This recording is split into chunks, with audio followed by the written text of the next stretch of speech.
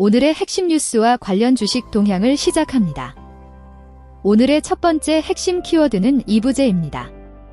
정부는 최근 중동발 에너지 위기로 인해 에너지 수요를 억제하기 위한 대책의 일환으로 공공부문 차량 이부제를 검토하고 있습니다.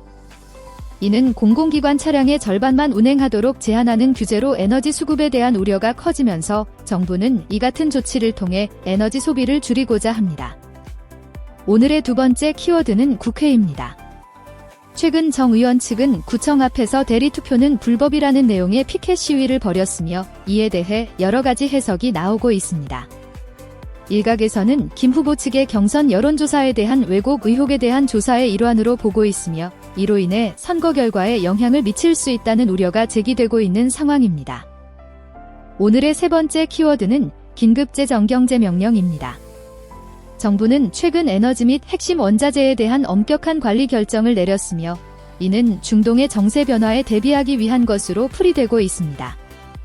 특히 에너지 수급의 불안이 심화될 경우 대통령이 긴급재정경제명령을 발동할 가능성도 시사했는데 이러한 조치는 국가 경제에 미치는 영향을 최소화하고 안정적인 에너지 공급망을 유지하려는 의도로 해석됩니다. 오늘의 네 번째 키워드는 긴급재정명령입니다.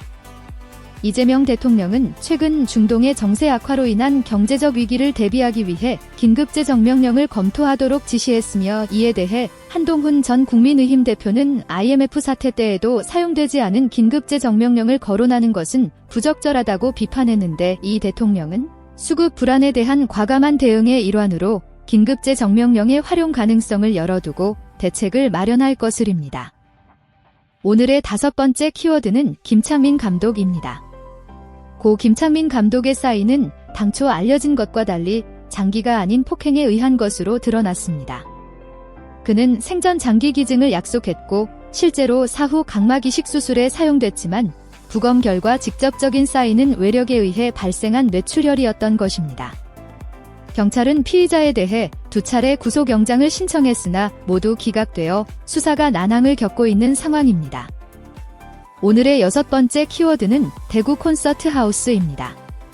대구 콘서트 하우스는 4월에 클래식 온 공연을 개최하며 소프라노 류진교와 테너 하석배가 출연합니다. 또한 5월에는 피아니스트 임윤찬의 리사이틀이 예정되어 있으며 21개의 아마추어 합창단이 참여하는 봄의 합창 연주회가 3일간 진행될 예정입니다. 이 공연들은 모두 대구 콘서트 하우스에서 열리며 지역 문화 예술 발전에 기여할 것으로 기대되고 있습니다. 오늘의 일곱 번째 키워드는 대한항공 비상경영입니다. 최근 고유가로 인한 외부 환경 변화에 대응하고자 대한항공이 비상경영체제에 돌입했으며 아시아나항공 역시 고유가에 따른 국제선 일부 노선을 간편하기로 결정했는데 이는 중동 전쟁의 장기화 및 유가의 폭등이 지속됨에 따라 국내 항공사의 비상경영체제 또한 확산될 것으로 우려되는 상황입니다. 고유가 상황에 대응하기 위해 대한항공은 비상경영체제를 도입했습니다. 이러한 조치는 단기적으로 비용 절감에 기여할 수 있으나 장기적으로는 수익성에 부정적인 영향을 미칠 가능성이 있습니다.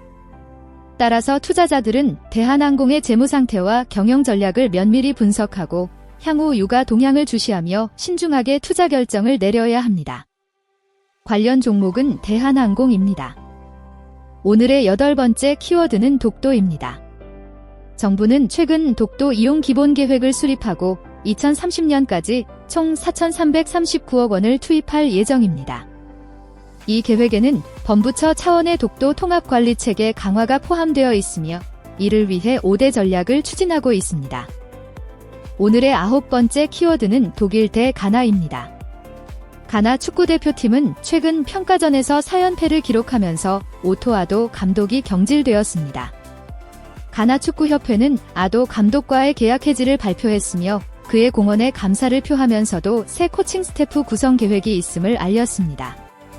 특히 독일과의 경기에서 패배한 후 이러한 결정이 내려졌으며 이는 월드컵 본선을 앞둔 상황에서 나온 조치로 보입니다. 오늘의 열 번째 키워드는 민생지원금입니다. 개혁신당 이준석 대표는 정부가 제출한 26조 원 규모의 추가 경정 예산 추경안을 두고 현금을 살포하는 방식의 정치적인 대응이라고 강하게 비판하며 해당 추경의 목적이 국민의 삶이 아니라 여당의 지지율을 관리하기 위함이라고 주장하고 있습니다. 오늘의 11번째 키워드는 삼천당제약입니다. 삼천당제약이 미국 파트너사와 체결한 독점 공급 계약 규모가 시장의 기대에 미치지 못하면서 주가가 급락해 하한가를 기록했으며, 이는 단기적인 주가 상승에 대한 차익 실현 매물과 함께 실망감이 반영된 결과로 보입니다. 이로 인해 해당 종목은 4거래일 만에 황제주 지위를 잃게 되었습니다. 오늘 삼천당제약의 주가는 미국 파트너사와 체결한 독점 공급 계약 규모가 시장 예상보다 작아 크게 하락하며 하한가를 기록했습니다. 이는 단기적 주가 상승에 따른 차익 실현 욕구와 더불어 계약 규모에 대한 실망감이 원인으로 분석됩니다. 이에 따라 해당 종목은 단 4거래일 만에 황제주 자리를 내주며 개별 종목 장세 속에서도 부진한 모습을 보였습니다. 관련 종목은 삼천당제약입니다. 오늘의 12번째 키워드는 이정후입니다. 샌프란시스코 자이언츠의 이정후 선수가 31일 열린 샌디에이고 파드리스와 경기에서 6번 타자 겸 우익수로 선발 출전해 3타수 무안타였지만 1볼넷으로 출루하고 1득점을 올려 팀이 시즌 처음으로 승리하는 데 이바지했습니다. 앞선 뉴욕 양키스전에 이어 2경기 연속 출루했으나 안타를 치지 못해 시즌 타율은 조금 떨어졌습니다. 오늘의 13번째 키워드는 정원호입니다. 정원호 더불어민주당 서울시장 예비후보는 해외 출장 시 여성 직원과의 동행 및 관련 서류 조작 의혹에 휩싸이며 여야 간의 갈등을 촉발시켰습니다. 이에 대해 국민의힘 김재섭 의원은 해당 인물의 공문서에 대한 신뢰를 지적하며 출장의 적절성을 비판하고 그의 사퇴를 요구하고 있습니다. 오늘의 14번째 키워드는 환율입니다. 달러 대비 원화값이 폭락하며 산업계에 비상이 걸렸습니다. 지난 2일 서울 외환시장에서 달러당 원화값은 장중 한때 1,537원을 기록해 글로벌 금융위기가 한창이던 2009년 8월 이후 처음으로 1,530원대를 돌파했으며, 이는 수입 원자재 가격 상승으로 이어져 기업들의 채산성을 악화시킬 수 있기 때문입니다. 오늘 환율이 크게 오르며 특히 달러 대비 원화 가치가 급락하면서 국내 산업 전반에 경고등이 켜졌습니다. 이러한 환율 변동은 수입에 의존하는 기업의 비용을 높여 수익성에 부정적인 영향을 미칠 가능성이 큽니다. 예를 들어 대한항공 같은 경우 항공기 리스 및 연료 등을 대부분 해외에서 조달하기 때문에 환율 변동에 매우 민감합니다. 관련 종목은 대한항공입니다. 오늘의 브리핑은 여기까지입니다. 다음 영상도 함께 해주세요.